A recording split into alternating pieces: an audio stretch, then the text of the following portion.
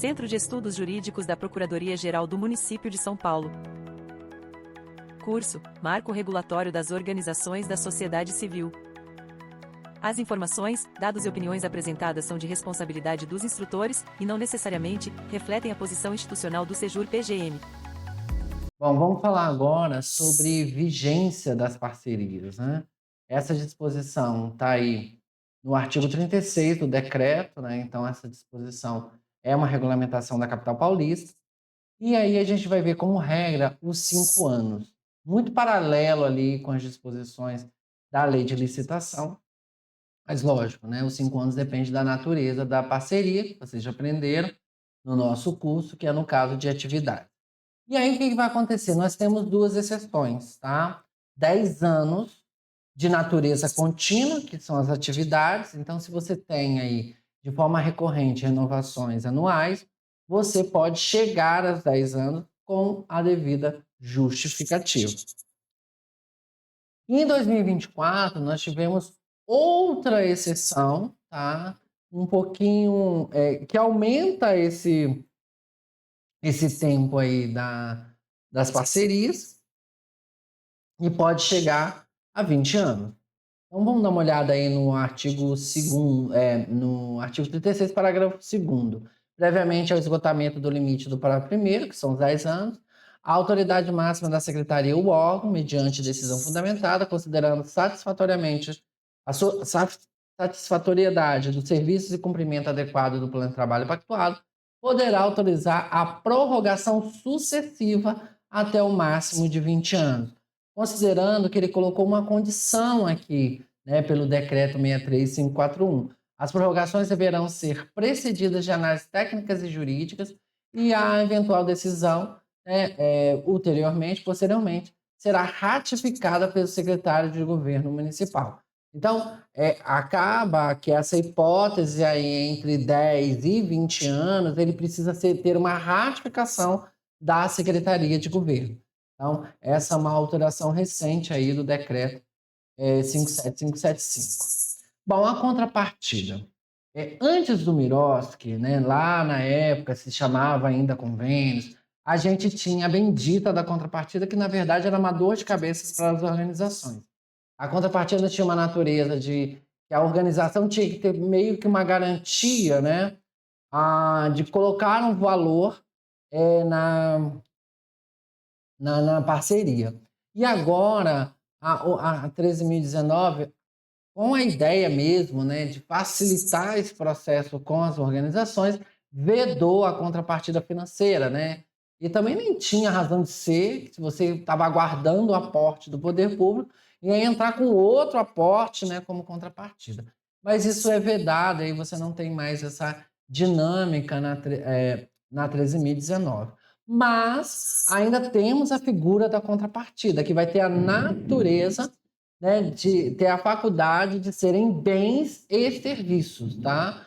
E aí o que vai acontecer? Nós vamos ter aqui com expressão financeira. O que é essa expressão financeira que está tanto no decreto quanto na lei? Há uma necessidade de expor os valores dos bens e dos serviços. Então, se eu vou fazer uma contrapartida com um automóvel, eu tenho que colocar o valor lá, né? Talvez seja num processo de o automóvel vai ser disponibilizado, não vai ser doado, né, para a administração, mas vai ter os gastos ali com motorista, com combustível, e isso vai ser mensurável. Então, emprestou o carro, e todas essas dinâmicas têm que estar expresso no valor do termo de fomento e colaboração. Isso é muito importante porque o valor não é só do aporte. O valor da parceria é o aporte que a administração dá ao poder público, como também os valores da contrapartida. Tá? Então, isso tem que colocar muito evidenciado.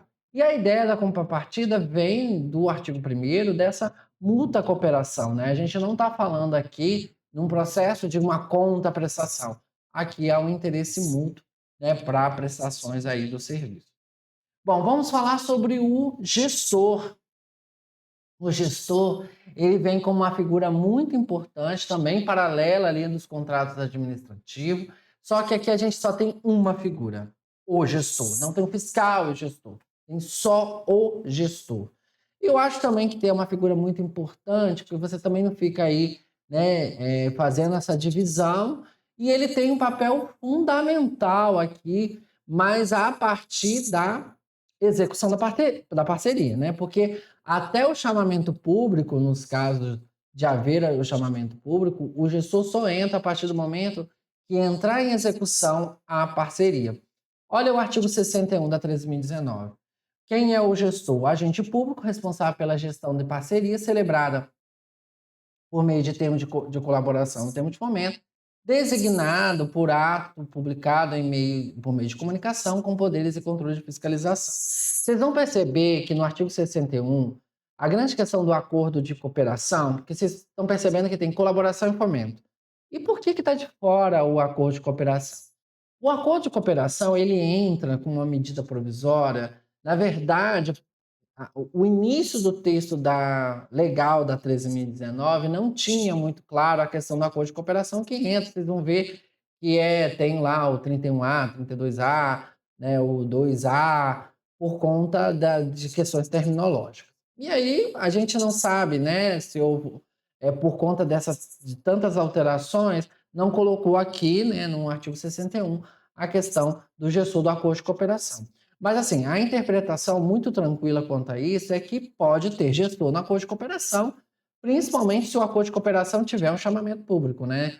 Tiver compartilhamento de bens, aquelas disposições ali do artigo 29. Então, para além da colaboração e fomento, a gente pode botar o acordo de cooperação aqui com uma possibilidade de ter a figura do gestor.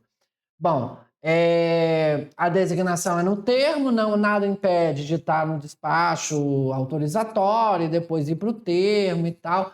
A grande questão do termo é que às vezes ficam na dúvida se vai fazer aditivo, apostilamento e tal, e acaba virando um aditivo, vira uma burocracia, né? Mas pode ser um ato aí, né, autorizatório, aí pode remeter a esse ato autorizatório e você só ter um outro ato sem a necessidade de fazer o aditivo, mas tem secretarias, né, acabam adotando essa dinâmica. E aí o gestor tem um impedimento aí do parágrafo 7º, né, do artigo 35, né, por lógico, ele não pode ter trabalhado nos últimos 5 anos e, né, que tem relação com a organização né, acabou sendo agraciada pela parceria. Bom, quais são as funções do gestor, né? Ninguém quer ser gestor, tem até memes na internet falando sobre essa figura do gestor, né? O gestor é aquele, né? A pessoa, meu Deus, eu preciso de um gestor. Aí você passa no corredor e seu chefe te olha e fala, opa, tem uma missão para você, ser gestor, né? Aí você reza, faz aí, né, de acordo com os seus credos, para seguir a vida. E aí, o que ele tem como função, né? Acompanhar e fiscalizar a execução da parceria, notoriamente, informar seu superior hierárquico a existência de fatos que comprometam e possam comprometer as atividades ou metas da parceria e de indícios de irregularidades na gestão de recursos, bem como as providências adotadas que serão adotadas para sanar os problemas detectados. Então, ele tem uma missão aí, né, de fiscalizar, e nessa fiscalização ele tem que adotar postura diante aí, né, a qualquer fato que comprometa as metas ou indício de irregularidade, né, de desvio ou qualquer coisa, ele tem que ficar muito atento. Né? Emitir o parecer técnico conclusivo das prestações de contas. Aí eu vou entrar daqui a pouco. E tem 2 elementos muito importantes dentro da sistemática do Mirossi em relação ao gestor, que é a questão da prestação de contas e o relatório de monitoramento e avaliação. Eu quero que vocês tenham muito nítido a diferença e que ele vai agir nos 2 momentos. Ele precisa dar o parecer técnico conclusivo para o setor ou o órgão responsável pela prestação de contas. Ele não aprova a prestação de contas. Ele fornece o parecer, né? Parecer tem uma natureza, né, como regra, opinativo, mas quem vai decidir é o órgão responsável pela prestação de contas. Muitas vezes está, né, localizado no gabinete da pasta. E também os relatórios técnicos de monitoramento e avaliação, que é fornecido pelo gestor. Quando eu falar de monitoramento e avaliação, eu vou fazer mais um pouco dessa diferenciação Porque a comissão de monitoramento e avaliação, e eu tenho visto muito isso no dia a dia, me perguntando aqui, quando a gente dá aula aqui no Seju, mas quem analisa a prestação de contas é quem? É o gestor, a comissão de monitoramento? Nenhum nem outro. Né? A gente precisa ter um outro formato aí de aprovação, né, de análise da prestação de contas, para depois vir a decisão aí geralmente está no gabinete, do secretário, adjunto, chefe de gabinete, que seja dentro do que é estipulado, uma possível também delegação. Bom, disponibilizar materiais, equipamentos tecnológicos necessários às atividades, monitoramento e avaliação. Então, caso pesquisa de satisfação e tudo mais, entra dentro dessa dinâmica. Atestar a regularidade financeira e de execução do objeto da prestação de contas. Então, a gente percebe o formato que foi dado para 13.019 aqui em São Paulo, né? Na Prefeitura de São Paulo, ela tem, por mais que a gente construa aqui no curso falando, olha, metas, resultados e tal, ainda tem uma índolezinha financeira muito pelos órgãos de fiscalização. Vamos ver aqui no nosso tempo, aqui, quando a gente falar de prestação de contas. Monitoramento e avaliação. E o que vai acontecer aqui com monitoramento e avaliação? A ideia do monitoramento e avaliação é uma ideia contemporânea, moderna. Tá? Por quê? Quando a gente fazia contrato administrativo, voltando lá na lei de licitações, contrato administrativo era uma coisa muito seca. Né? A gente fazia, às vezes, uma compra, uma aquisição por si só, e às vezes a prestação de serviço. Vamos colocar mais próximo do Miros, que é a prestação de serviço, mas tem que analisar o todo, né? Faria aquela coisa isolada. A ideia muito de planejamento, de uma construção mais rígida dos processos de programas e políticas públicas, tem que ser adotada uma outra postura, né? E que vem, né, a inaugurar aqui, no que diz respeito a parcerias, a organizações, é o monitoramento e avaliação. O monitoramento e avaliação, ele é fora da ideia do plano de trabalho. O que você quer dizer, José? Você não vai entender monitoramento e avaliação no termo de colaboração por si só. Ele é um conjunto. Essa comissão, né, que vai ser responsável pelo monitoramento e avaliação, ela tem uma visão macro, sistêmica, correlacionando a todas as parcerias. Né? Lógico que a parceria vai ser importante para a análise, mas ela não vai olhar aquela parceria por si só, né? Isoladamente. Ela vai analisar de forma conjunta. Essa é a ideia do monitoramento. É um posicionamento moderno que eu vou ter uma comissão própria, que não é a de seleção, tá? É uma comissão própria para analisar como são as políticas públicas, como estão os planejamentos relacionados às secretarias, à prefeitura, à questão orçamentária. Então vamos lá, vamos dar uma olhada. Está lá no artigo 58, né, tanto da lei quanto do decreto, a Comissão de Monitoramento e Avaliação. É instância colegiada, então a gente não tem uma pessoa só, a gente tem mais de 2 pessoas, né, responsável pelo monitoramento do conjunto de parcerias, conjunto de parcerias, então não é uma isolada, tá? Então, a gente tem que desmistificar um pouco isso. Eu tenho ouvido muitas perguntas correlacionadas a isso, e a gente precisa, ela não faz função de gestor, ela não faz função de prestação de contas, tá? Ela faz a sua própria função de ver esse conjunto de parcerias. Pela proposta de aprimoramento dos procedimentos, padronização dos objetos, cursos indicadores e homologação no relatório técnico de monitoramento e avaliação. Então, ela vai ver toda essa sistemática para tomar uma posição. Terá a participação de pelo menos um servidor efetivo, como acontece lá na seleção. Aqui a gente coloca também um servidor efetivo, um empregado permanente, a depender do regime de cada administração pública. Vamos dar uma revisada aqui na questão das principais funções?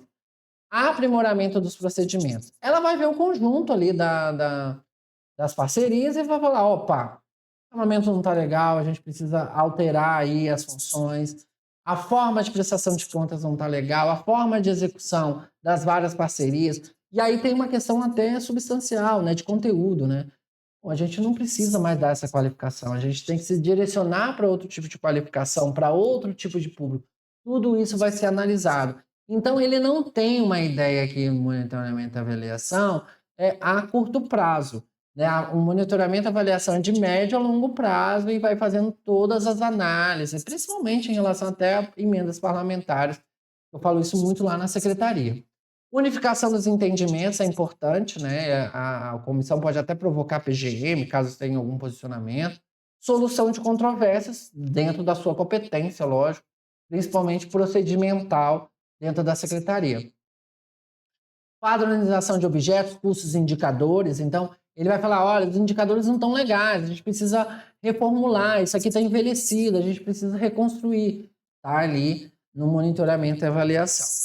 Fomento dos controles de resultados, então ele vai monitorar todos os resultados e desses resultados, né, ver como que vai ser para frente essa funcionalidade.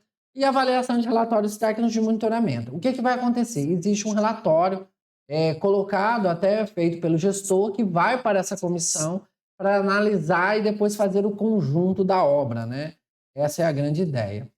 A comissão ela pode ser auxiliada por apoio técnico de terceiros, e é lógico, né? Se eu preciso ouvir uma coordenadoria, eu preciso ouvir outra secretaria, eu prefiro ouvir gestão, COPATs, tudo isso pode ser formulado aqui pela monitoramento e avaliação. Ela pode delegar competências, a depender da sistemática que está sendo adotada, e firmar parceria com órgãos e entidades que se situem próximo ao local da aplicação dos recursos. Então, ela pode pegar uma faculdade e falar assim, olha, vocês estão fazendo um trabalho aí de campo sobre pessoas em situação de rua, sobre criança e adolescente, a gente precisa desses dados e fazer uma parceria para que consiga entender que a política pública tem que atingir o alvo, né, as metas, os indicadores pertinentes ao que se propõe. Bom, ela também pode, né, se utilizar de escuta do público-alvo, algo que acontece muito na iniciativa privada. Você vai fazer qualquer compra de qualquer site, logo já te mandam lá, né, a empresa responsável, e aí, você gostou? Como que tá? Né? A gente deveria ter isso muito imediato. Então, é uma das ferramentas que tem que avaliar a oitiva, né? Ouvir as pessoas que estão sendo beneficiadas, por exemplo, né? A gente vai ouvir e entender como que está funcionando, como eles estão recebendo, né? Então, percebem que é uma visão macro do que a gente precisa trabalhar. Então, parcerias superiores a 1 ano, né? São aí a escuta do público-alvo, ter aí pesquisas com os beneficiários e vai subsidiar aí ajustes de metas e atividades definidas, né? Então, a pesquisa de satisfação ganha essa natureza.